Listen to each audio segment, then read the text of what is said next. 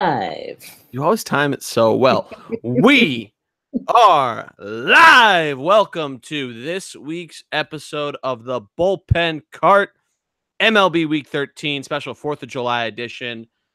As always, I am Jordy Cannell, the G-Man, and with me, as he was last year at the 4th of July, it'd only be appropriate to bring him back, my man, Greg the Prophet Piatelli. How are you, my friend? Living the dream, Jordy. Boston is way too hot. Not enjoyable for most. But yeah, Philly's not too much different. It's pretty hot, pretty humid. You gotta escape. Gotta escape to the beaches. I hear you. I hear you. Or wherever you are, get there. Get there ASAP. The heat's coming and there's no end in sight. I mean, I think we've talked about this. I'm much more of a cold type person. I'd rather put layers on. There's only so many layers you can take off, right? True. I like the heat. The humidity is what kills me. I like that dry heat. Yeah, I mean, you should head out to Arizona then. I heard they have a lot of dry heat and stuff. That's a weird environment. But we're not here to talk about Arizona weather and all that. We're here to talk baseball. We are through the halfway point of the season, and I know it's been a couple weeks since I had you on, Greg. Obviously, your Red Sox are on a bit of a heater. What have been your thoughts as we head into the halfway mark and where we're going and all that good stuff? If you don't mind, just a couple sentences on what you're thinking.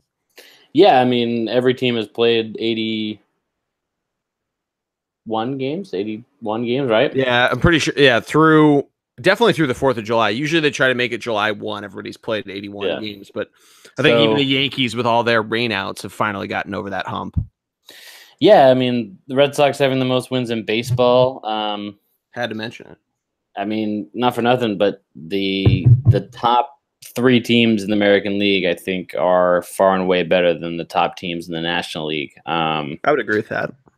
Now, you could very easily say that the reason why these teams are doing so well is because the rest of the American League is so terrible, which is probably very true as well. Beating up on teams that are not great. And that case very easily could be made. So, but at the same time, I mean, you have to, you still got to be good to win the games, right? Exactly.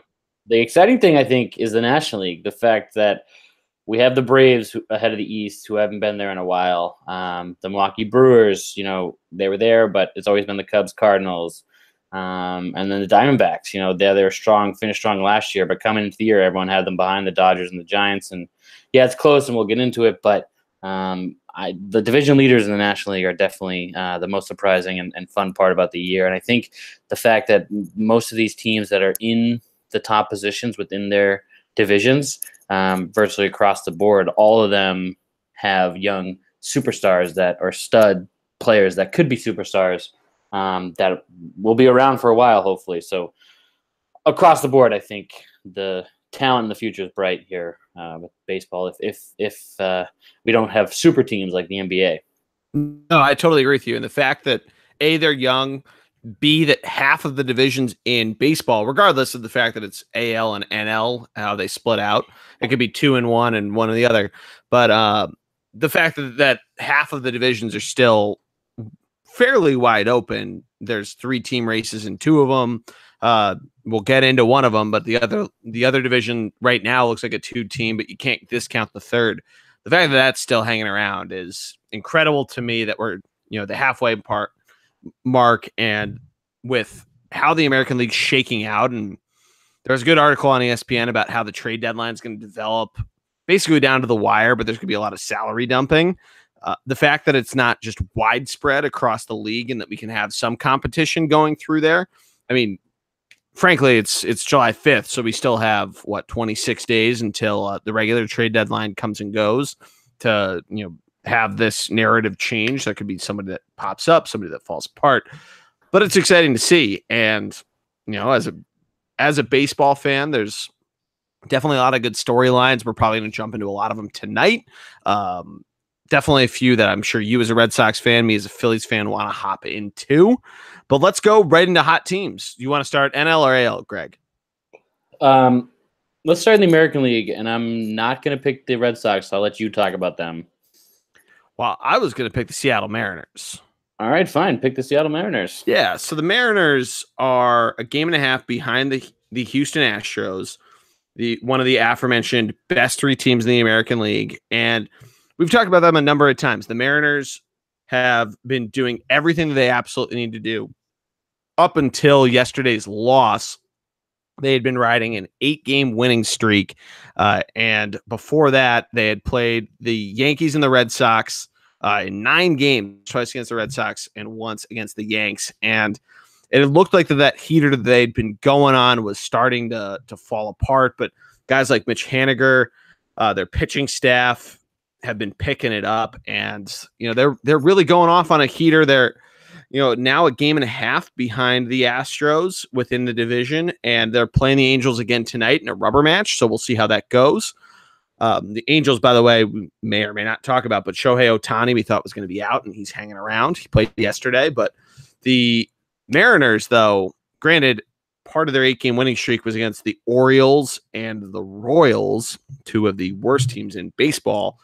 But still, you got to beat who you have on the schedule, and a number of times it was either pitching that dominated to hold off for a win, or the offense was able to put up a number of runs. So no matter which way they have to pull it out, they're doing it. And I think that's a really good sign for them.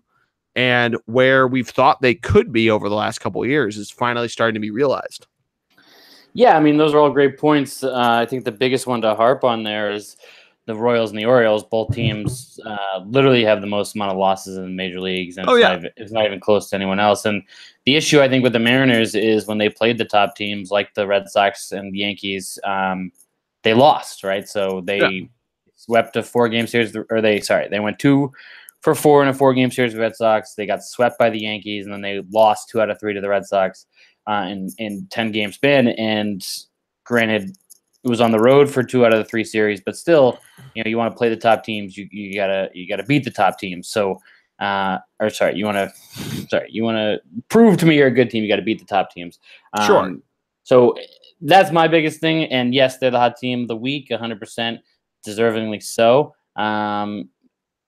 You have to beat the teams. You have to, they say it all the time. The most cliche thing in sports, right? You have to beat the teams that you're supposed to beat if you want to make it anywhere in terms of playoff run or anything like that. And they've certainly done that, and they continue to do that. And if they continue to be up in the Angels, they've worked themselves now into a game and a half back of the Houston Astros, who, I think 2 weeks ago, Jordy, you and I are ready to proclaim them the outright winner of the West without even blinking for the rest of the season. So the fact that the Mariners have been able to climb back into the standings just as a proof of the fluidity or the ebb and flow of a baseball season. For sure. And I just think, granted, it's like the middle of the pack in the American League in terms of runs allowed, but the fact that we always talk about how great the Cleveland Indians have it with their pitching staff, and they've only let up 7 more runs. Again, the Red Sox, the Yankees, obviously the Astros, and then you even dive a little deeper, and Tampa Bay's there as well. They're 6th in the league with this in the American League, I should say. So 6 of 15, middle, the top, how to do the math, but they're hanging around there, and they're still 80 or 60 runs behind the Astros and runs scored, and you're a game and a half behind them. I think there's a lot to commend there, and the fact that they're doing well at home, something that we've harped on the Angels, who are starting to unfortunately really fall in the standings there. Part of that is due to the absolute heat of the Oakland Athletics, who aren't going away right now, but they're winning their games at home. They're 9 games above 500 on the road. I just think there's a lot to really cheer on there for them. And I think if their schedule is going to keep cranking up, obviously you got to put you have to play, I think, the Yankees one more time. You're done with the Red Sox. You're going to have to play the Athletics, who could hang around, maybe fall apart. Got to play the Angels more. Got to play the Astros more. So we'll see. And that's really their show me games, if we're going to use college football type of terms. But those are going to be what we see there. Unfortunately, you go and play the Red Sox and not win what do you win 3 of 7? So you go slightly under 500. So there's that. You get swept in New York. So I get what you're saying there, but I think when you're 23 games above 500, there's definitely a lot to be positive on. Yeah, especially with their run differential. Yeah, and I mean, here's the problem, right? The season ends today. They're technically the second wildcard team. They're playing the Yankees in that play-in game, right? So in New York, where the Yankees are nearly unstoppable. Yeah, when you play in a Little League field, yeah, understandable. So, that's just one of those. That's just one of those things where, hey, they've let up less runs than the Red Sox.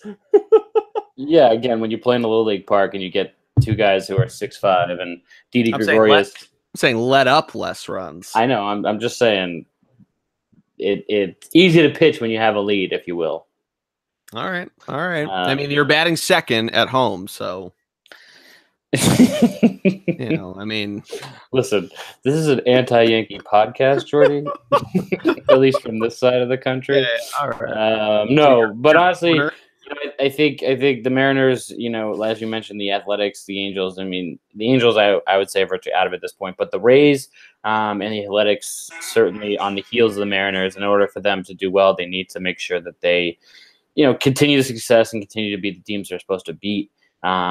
And hopefully they can sneak into the playoffs and knock out the Yankees, obviously.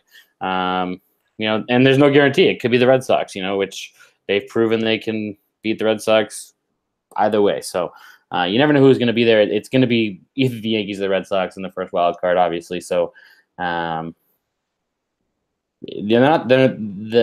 Mariners are not that far behind the Yankees. No, they're not at all. I mean, kind of doing the math because of how fewer games the Yankees have played. I think the Yanks are 3.5, 2.5, 2.5, 2.5. Yeah, okay. On the Mariners in the division in the wild card round. Thank you for confirming it for me. But yeah, I mean, it's exciting to see there. But we've been talking about them too much. Greg, who do you have as your hot team of the week? Well, I was trying not to pick the Red Sox. I mean, there's another team you could pick. Well, I thought you were going to pick the Red Sox, so I decided to, Well, who are you going to? Are you going to pick the Mariners if I did pick the Red Sox? Yeah, but we can start talking about reserving it for Red Sox talk later. Yeah, I mean, we haven't gotten to that. We haven't been able to get to that because we spent so much time on the Phillies, which I love Phillies talk. So we'll do Red Sox talk now. I mean, all right. Obviously they sweep the Nationals in DC, but lose 2 out of 3 to thank you. Thank you for the help. You're welcome. They lose 2 out of 3. Get them out of here. They lose, yeah. Again, preview of things to come for the pod later, but lose 2 out of 3 in Yankee Stadium, coming off, and then they swept the Angels and 2 out of 3 from the Mariners, things like that. So the Red Sox, that is, being a team that's certainly on a heater right now and has 3 more wins than the Yankees and only 1 more loss, has a better win percentage, better percentage of record and everything. The thing that's concerning a little bit is their bullpen, but quite frankly, yeah, I would agree. Yeah, and quite frankly, they'll figure that out. And Dombrowski, you can make the trades for it, right? Yeah, so that's the thing that the big thing that people are talking about around here in Boston is that Dombrowski, even when he was with Detroit, and then think about the super teams and the pitching that he had there, he was never able to go out and get a bullpen arm at the deadline to help the team win that season. So the Red Sox have Kimbrel, which is the best closer in the league right now, based on the amount of saves he has, but and his percentages. But they really struggled to get to him. Like you and I talked about Joe Kelly a couple pods ago, but he sometimes, especially versus Yankees, struggles. So it's something where I want to give them the hot team of the week, but when you lose 2 out of 3 to the rivals, it's hard for me to do that just because I'm a classic Red Sox fan. You only talk about them when they lose, never talk about when they win. That's understandable. No, Jordy, and that's 2 scumbag fan bases, the Philly and Boston, disagreeing there. But yeah, I mean, not to jump right on you, but I went down to DC for the first game of that series where it looked like the Red Sox were pouncing all over them, and Kimbrel had to come in for a 4-out save. Mm-hmm. It might have even been more than that, but I think it was 4 outs. It But was, Joe Kelly. Joe Kelly was struggling a little bit there, and it was a little worrisome. I mean, you had basically a home field advantage because Washington always never really has a ton of their own fans there. That's sort of the running joke isn't the right word, but the running theme of their stadium is because there's so many different people from so many different states, they take their confidants and whatnot if their team's in town. And B, the Red Sox travel well, which the fact that I was only able to pay $14 for a ticket was astounding to me. Yeah, for a Red Sox away game, regardless of who they're playing. Well, it's crazy because whenever the Red Sox go to Baltimore, it's always normally Red Sox fans as well. So the Yankees are the same way. My dad's able to go to like 3 Yankee Baltimore games for less money than he is 1 Yankee home game, regardless of who they play at Yankee Stadium. Yeah, I mean that's because you're paying $50 or you're paying $100 for an obstructed view in Yankee Stadium. But yeah, I mean that's the beauty of that's why they built a new one. It's the same thing, worse now. So honestly, Jordy, it goes back to what we talked about last year and coming into the year. You think about how much buzz is around Major League Baseball. It's simply because the Yankees and Red Sox are in this because they're good. Exactly. They're in this rivalry. They're in this battle. The Red Sox have been carrying the Yankees for a bunch of years straight now, and it's when the rivalry is good, people pay attention, and quite frankly, that's really what's going on right now. And the Yankees finally pulling their own weight. It's been a couple years, but they're finally pulling their own weight. So all they had to do was send Jeter to Miami, I guess.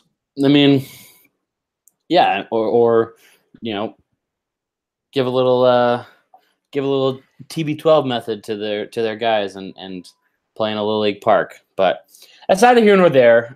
Jordy, let's go to the National League. Give me your odd team of the week.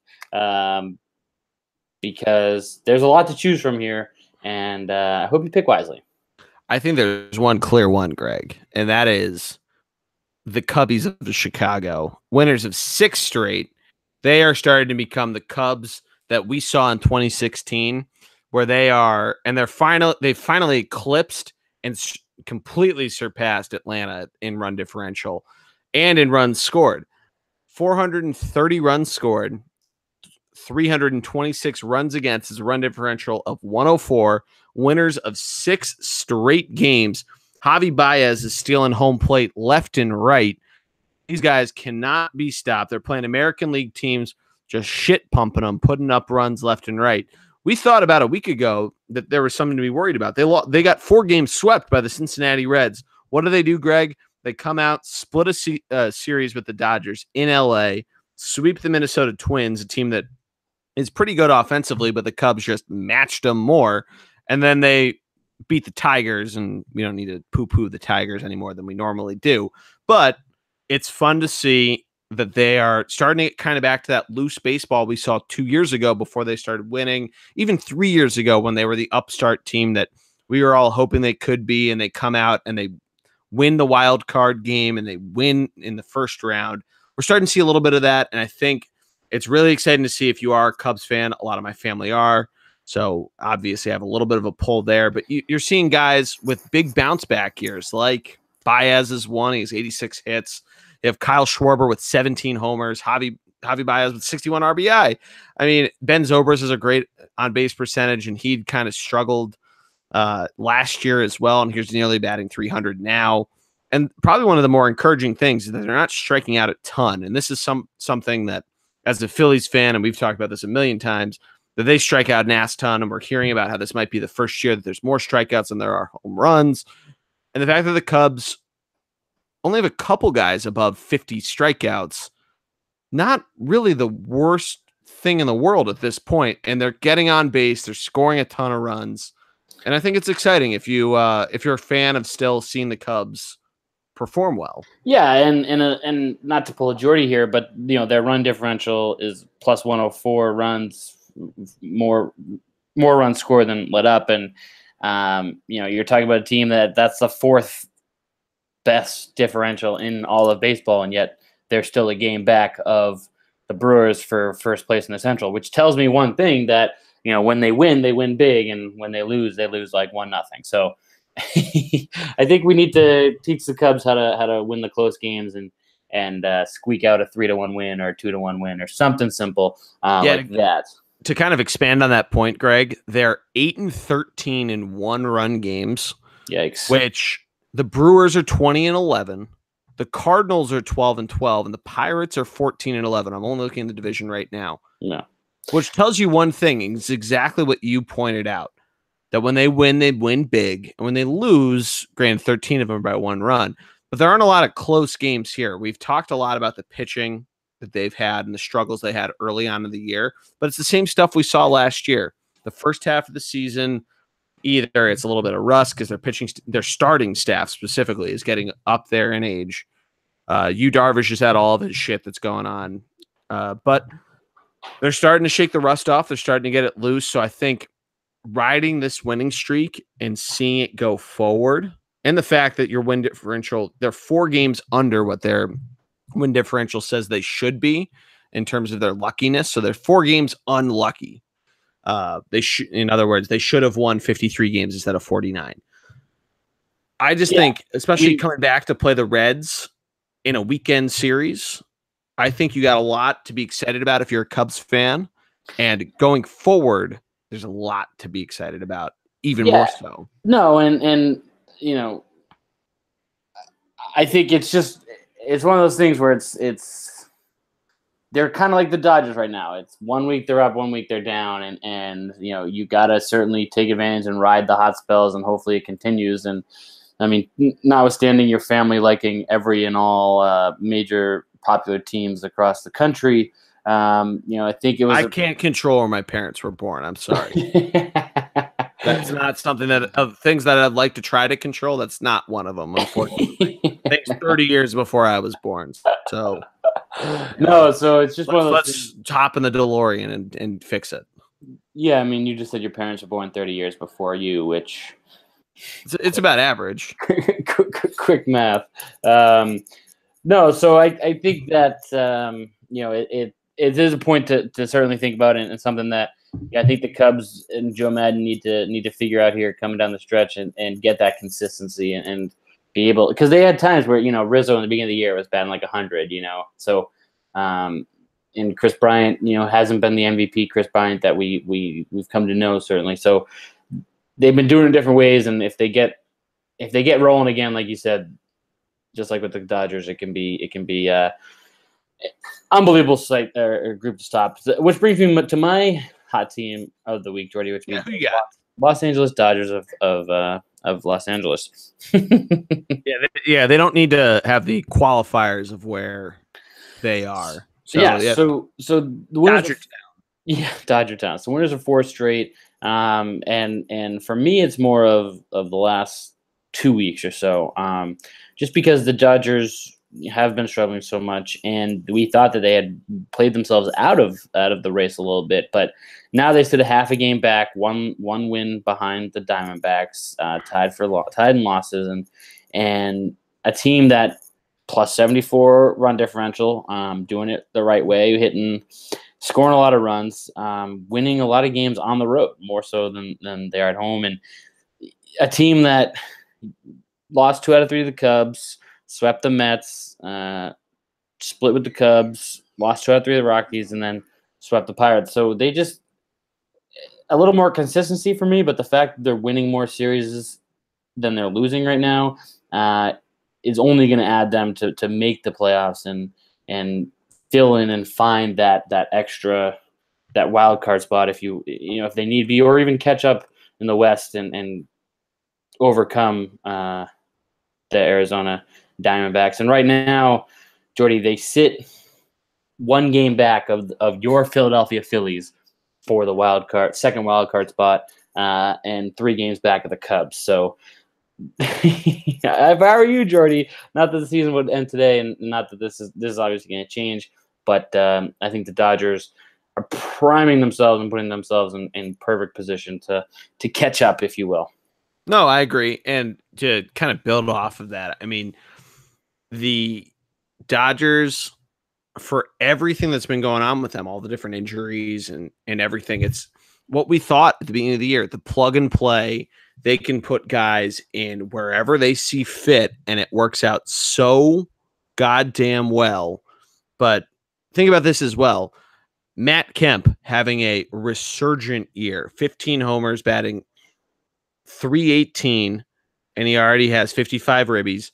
You got a guy like Max Muncy, who doesn't even technically qualify for the batting title right now, batting .280, but he has 20 homers and 38 ribbies. You got Chris Taylor, my boy, who's finally starting to get his average up. He's at .264, but he's at 10 homers. Yasiel Puig, who we know he can explode at any moment, and he's only at 9 homers right now. Jock Peterson's at 13. I mean, these guys, Greg, they, like I said, the plug and play method that they use, they can put it in how they want to. And really, they only have 5 guys that technically qualify for the batting title in terms of at bats. And no matter who's in the lineup, they manufacture the runs that way. And Yeah, think about this. I feel like part of that has been due to injury now. Oh, no, part of it's due to injury. And that's what I was getting at is kind of the ironic thing about Justin Turner getting hurt, Greg, is that with all the different resources that the LA Dodgers have, they are 1,000,000% in the running for Manny Machado. And Matt and I talked about it a little bit last week, but now that Machado is even talking about re-signing with a team that trades for him, that's scary if you're anti-Dodger, because they have, obviously they're a big market team, so they can sign him for a lot of money. They have the resources to do it. If they actually do that, their plug and play method becomes so much bigger of a deal, because Machado's a guy that they basically, if you hand him enough money, you could tell him, he says he wants to play shortstop, but you could tell him, go play third. Justin Turner is going to get a night off. We're going to put Justin Turner at first, or do this, that, and the other thing, or maybe make Machado play first. Or if the people that want the universal DH to happen, that's even better if you're the LA Dodgers and you get Machado for a 7-year deal. If they get him, that's super team-esque. As hard as it is to do in baseball, that's just scary. No, you're right, and the Machado sweepstakes is something that is 100% going to shape the playoff picture moving forward. Obviously, oh, absolutely. I mean, and that was just a stupid comment, stupid take by me, but or it's not stupid, but obvious, I should say. Choose my words more correctly. No one thinks you're dumb.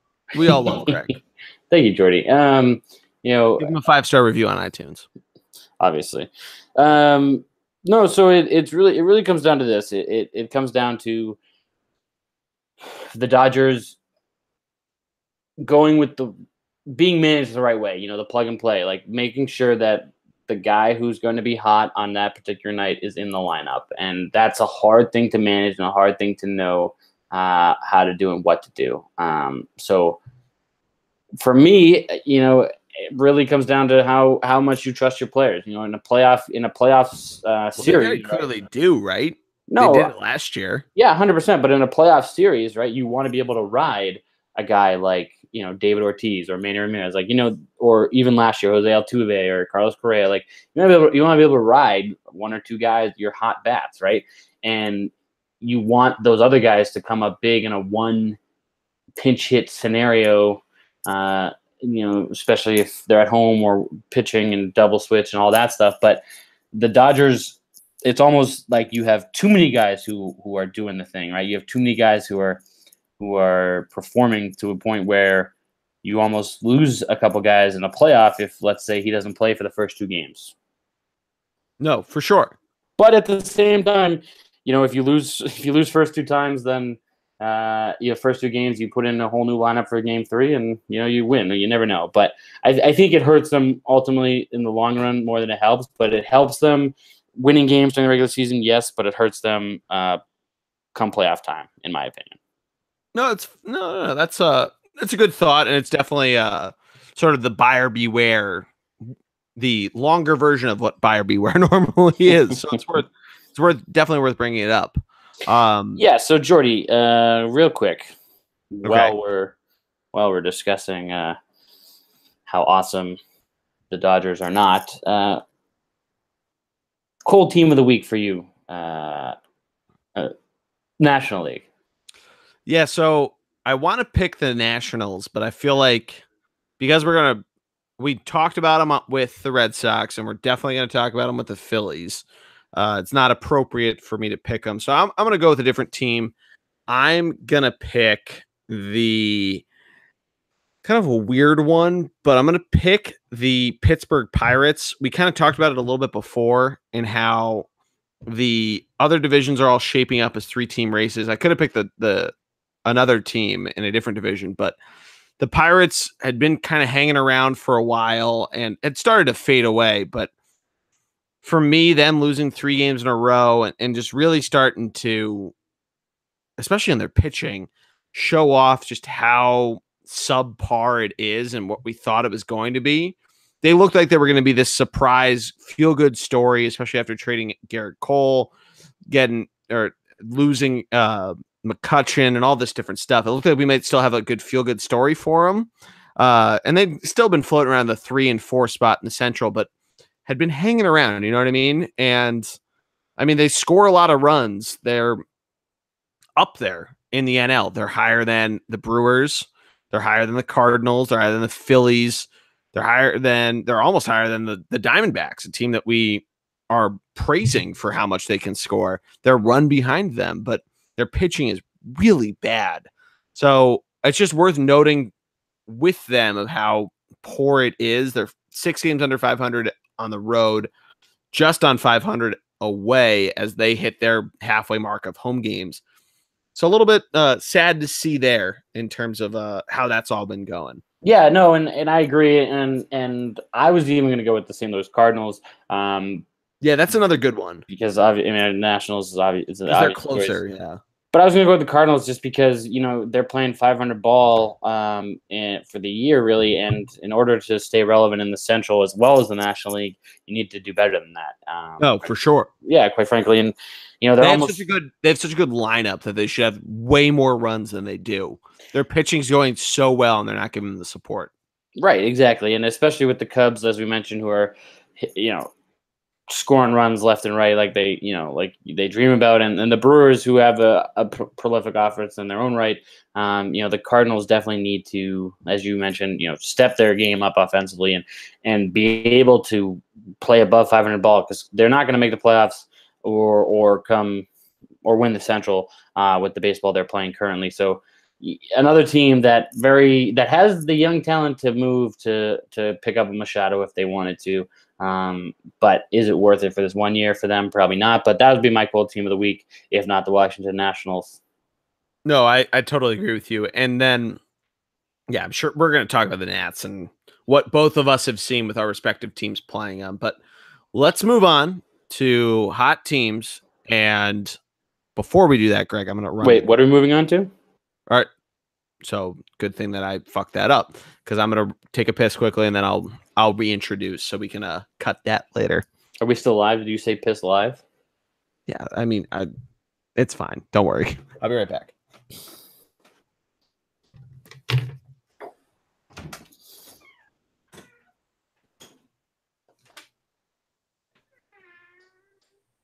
Jordy, you're going to listen to this later on and you're going to laugh. Just a guy in his thoughts, thinking about life. Ugh. So the AC is in my living room, and I'm in the kitchen because Laurel's in the living room watching TV, and I'm literally sweating through my shirt and my underwear because I'm doing this podcast. And the window's open and everyone's listening, so.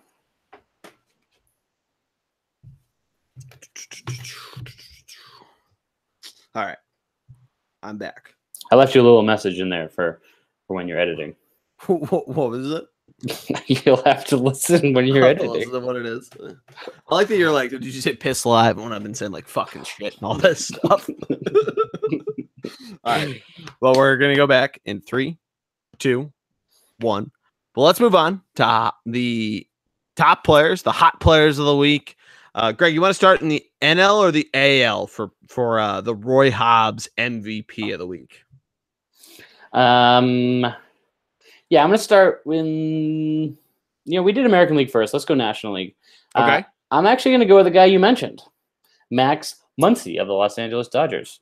A, a kid guy player who in the last 7 games, 4 home runs, all solo shots, but hitting 435, 10 runs individually scored himself.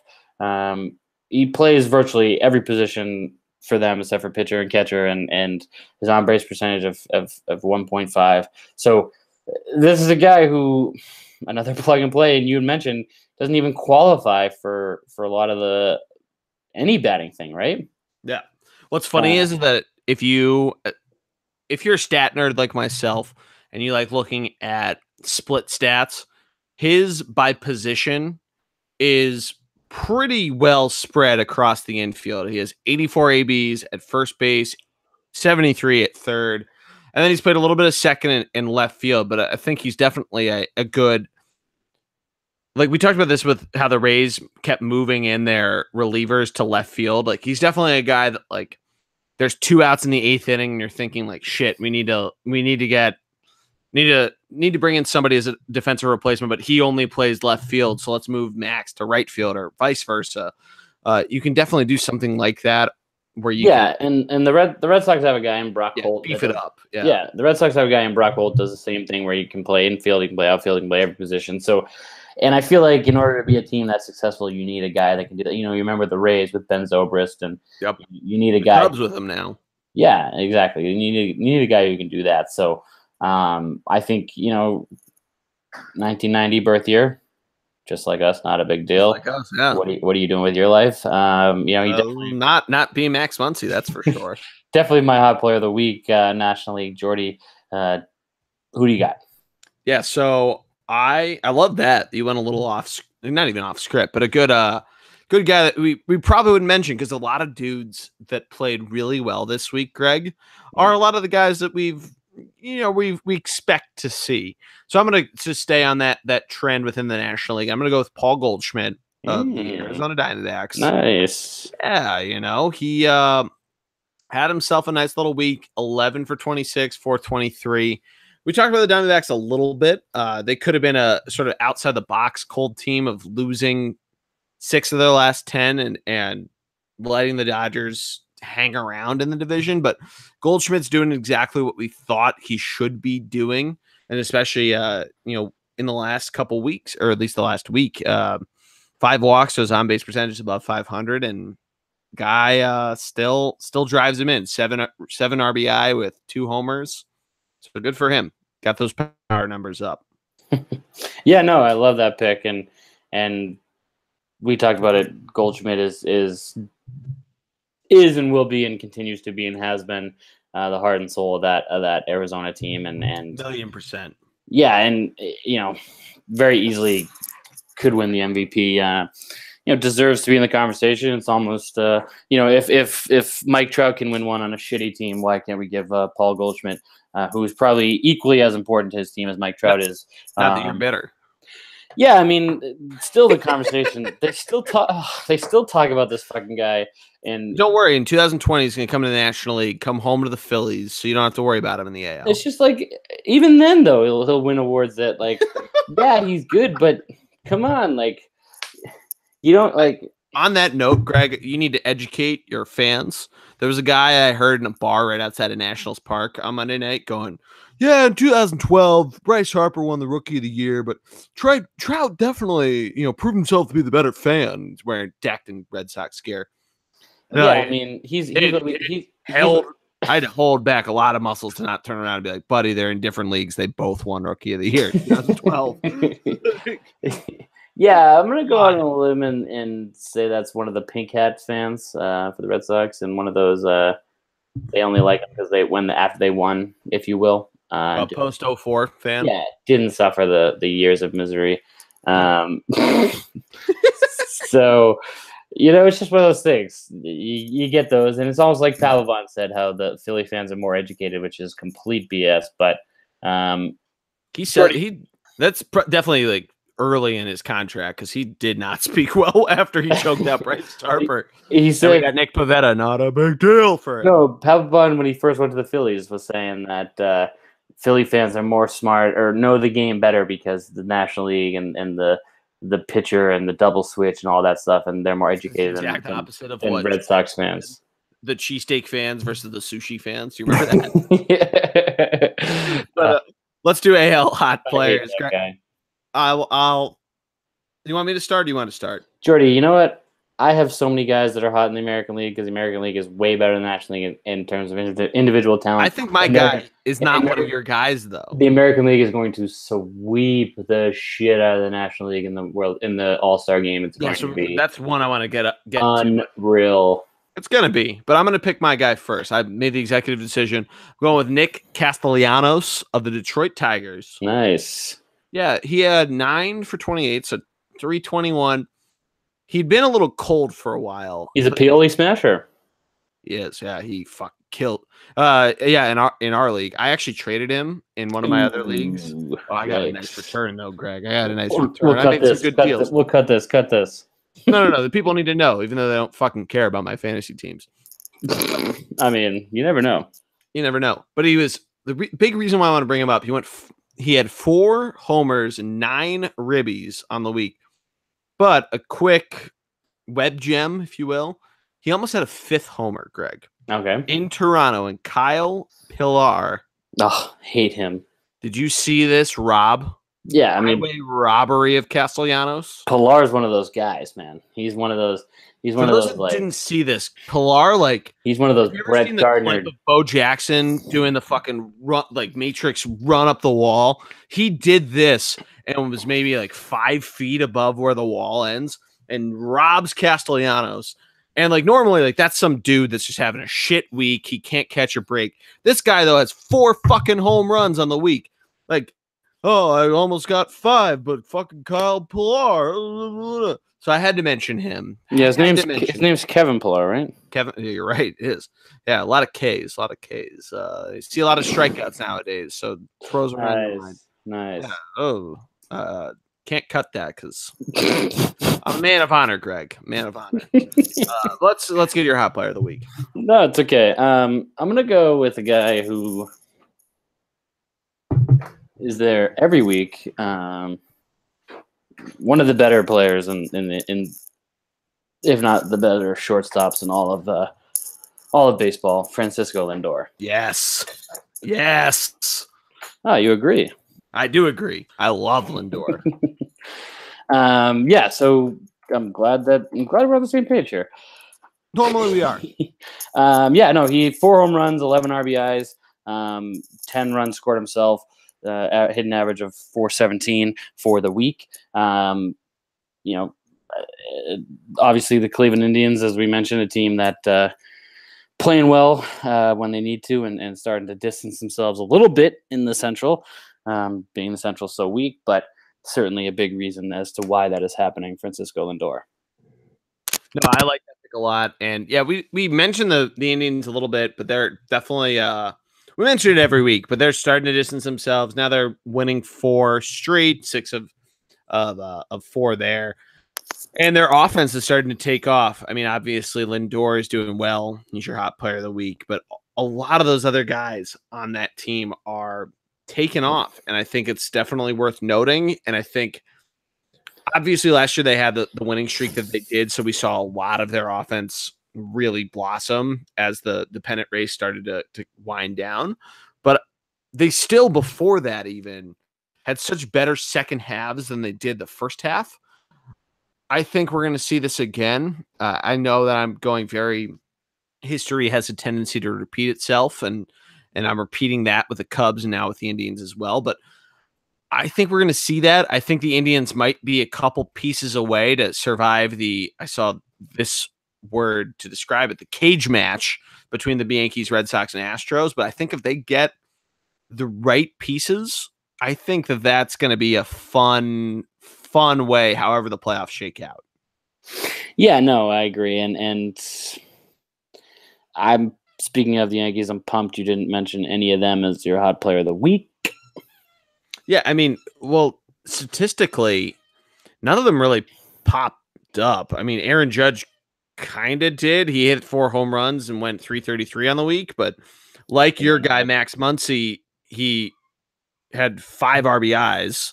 So But he struck out 9 times. He had more strikeouts than hits, so you can't really mention him. And then Yeah, I mean, the other ones pop up if you sort the top. What did I rank it off at 50?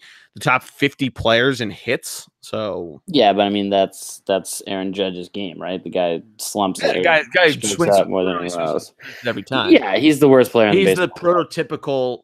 I don't want to say millennial, but prototypical young home run hitter in baseball. Yeah, for sure, the worst player in baseball. You're 100% right there. Your words, not mine. Jordy, what's next? Let's hit him with the next segment. Yeah, let's go over to the Billy Chappell starting pitcher of the week. I have to designate it now, especially with you on the podcast. But starting pitcher of the week, Greg, there's one that I would absolutely pick, but he's a Philly, so we're going to save him for Phillies talk. So I'm going to go in the National League. I'm going to start with Tyler Anderson of the Colorado Rockies, 2-0 on the week.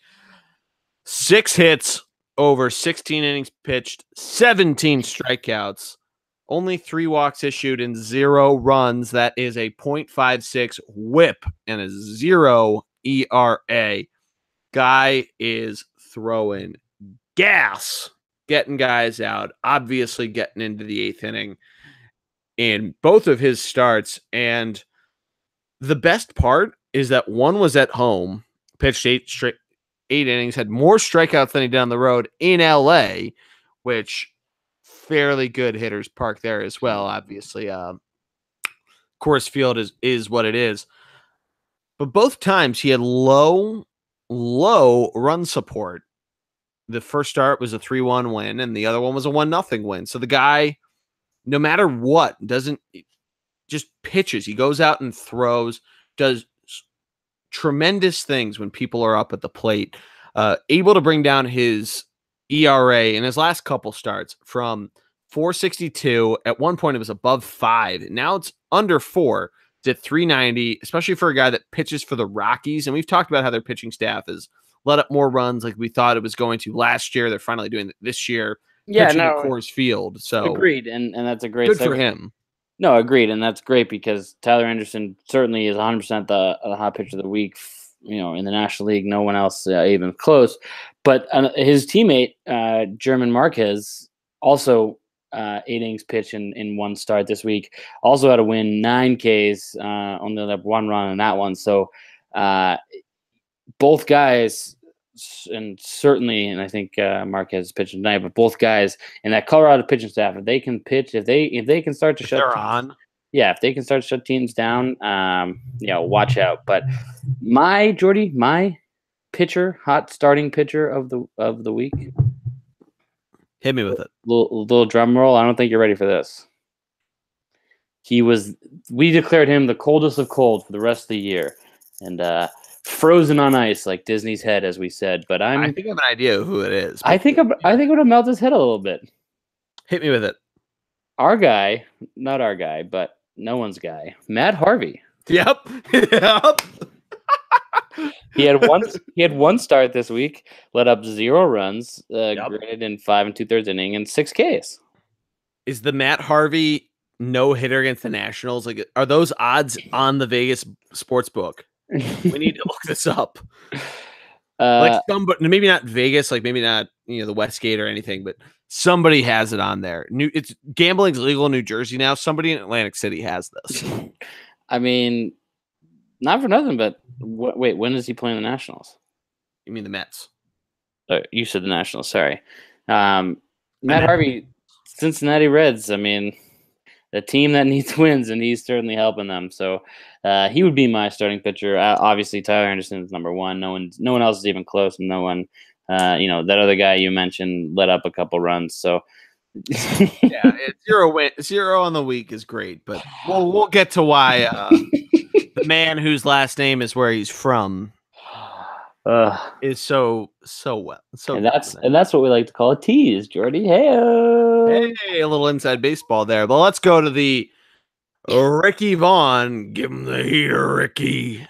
bullpen guy of the week. This is just National League, right? Because my American. Oh yeah, that's guy, right. We have American League guys. Greg, you're normally transitioned from league to league, so you're slipping a little bit. Slipping. Well, you I need a sound clip of Clayton saying, "Yo, you slipping." Drop it. But like nobody knows that, so great reference by me. I mean, let's go American League. Give me your guy. I mean, it has to be Chris Sale. And if you say anything else, you're wrong. Chris Sale, 7 innings pitched, 1 win, 11 Ks. 4th of July, 3rd of July, 3rd of July. Beat up on the Nationals, wearing special jerseys, crazy. Crushed them. Undressed the entire team, made them look like fools, and also pitched well last week too. So, guys on fire. Definitely should be the starter for the American League, but I don't make those decisions. So, Jordy, tell me why he's not, or tell me who deserves it over him. Yeah, because I can't pick him. I'm going to go with James Paxton. Also had 1 start, but 11 strikeouts. He had 8 innings pitched, so 1 extra inning, but a whip of 0.5, so only 0.5. Also 0 earned runs. Both guys? Both guys what? Pioli smashers. Yes, they are. Again, so many people care. But yeah, I mean, it's cool to see that the kind of to rehash on the Mariners. They have so many guys not named Felix Hernandez that are stepping up when they need to, and Paxton's one of them that's doing that. And we can talk about Colomb. We might in a second, but we can talk about the offense. And I just think they're doing it the exact moment they need to. It's one of those things where analytics be damned, but it's exciting to see him do that. I mean, Paxton's been around for a while, and I think just in terms of guys you could have picked behind Chris Sale, really anybody that started twice this week, like a Trevor Bauer, they still let up a bunch of runs.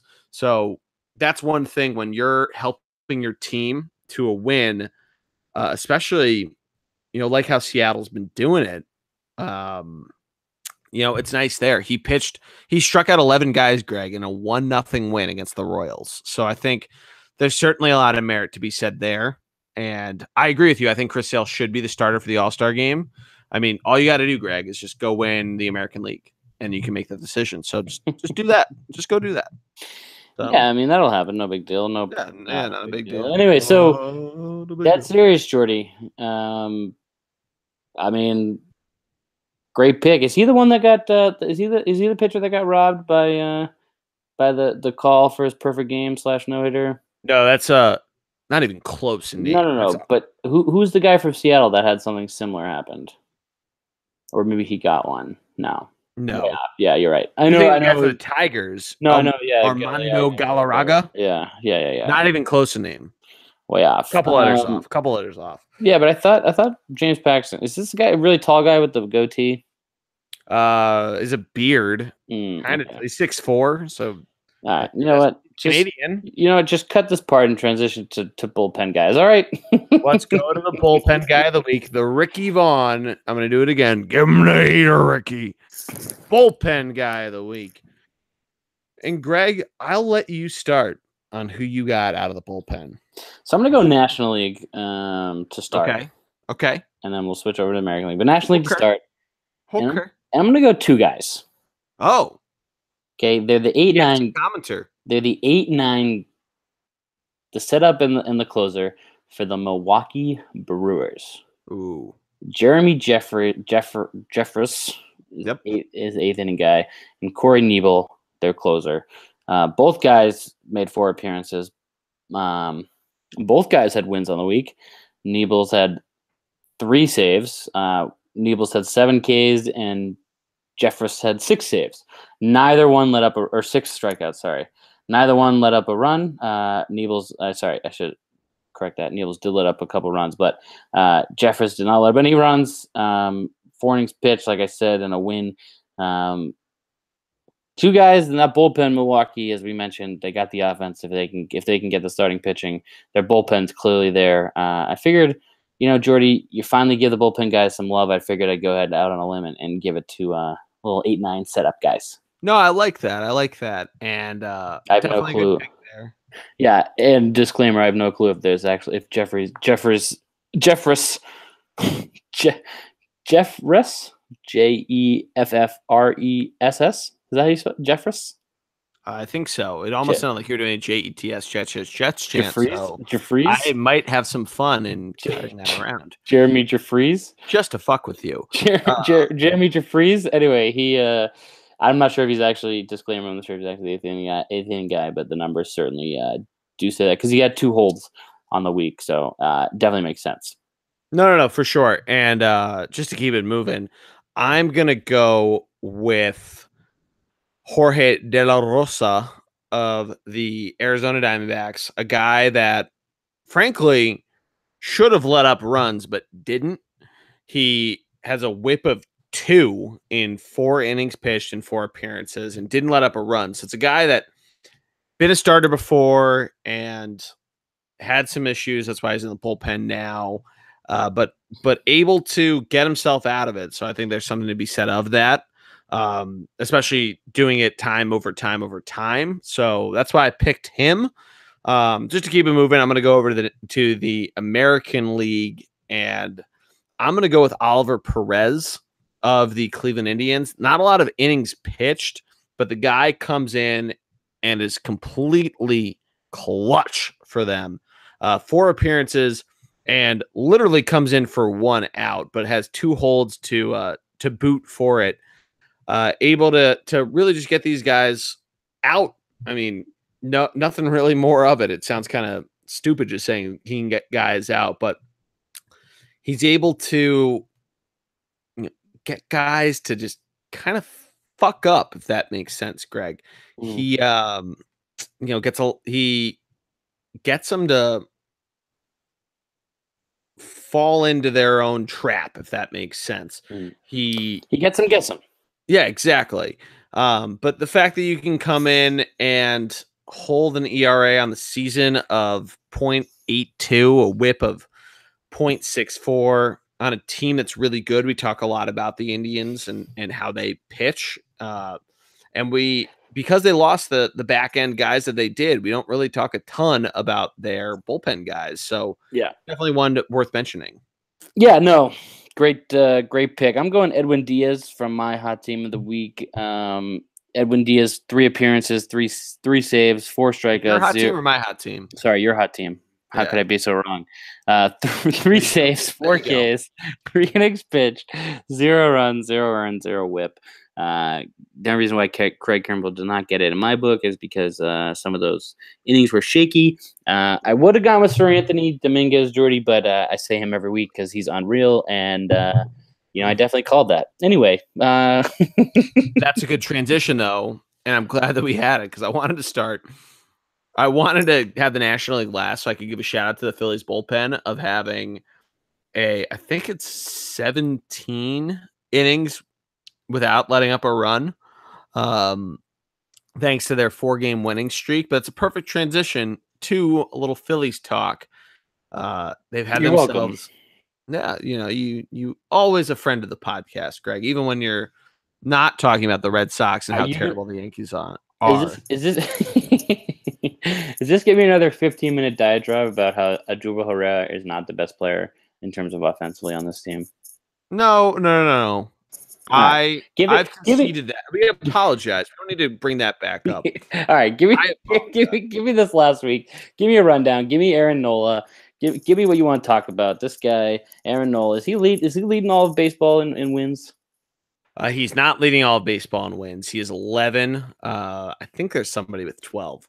Ooh. I need to double check that. But he's 8-0 at Citizens Bank Park, Greg, a park that you always shit on for being a, quote, little league park. He's a left-handed, hard-throwing pitcher. This is my counterpoint.